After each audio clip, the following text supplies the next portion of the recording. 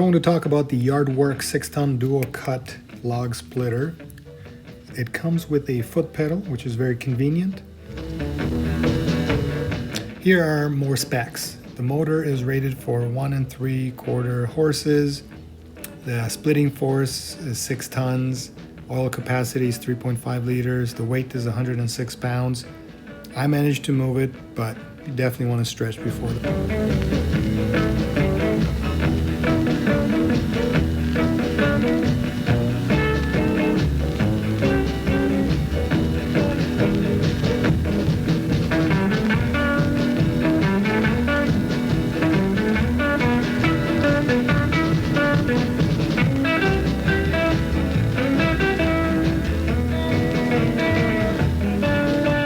Before we start using it, we have to make sure that there is enough fluid and everything works.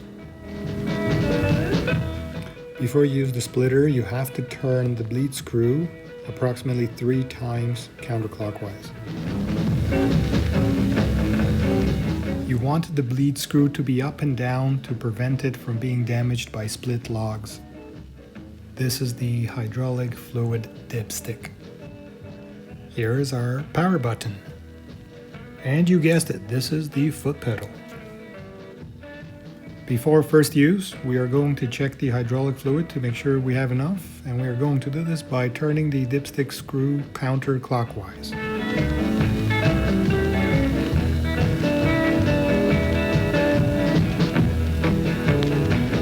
Now that we have removed the hydraulic fluid dipstick, we're going to make sure that your fluid is between these 2 red lines.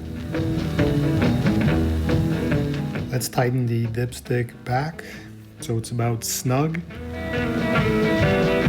Here is the manual that explains how to replace the hydraulic fluid.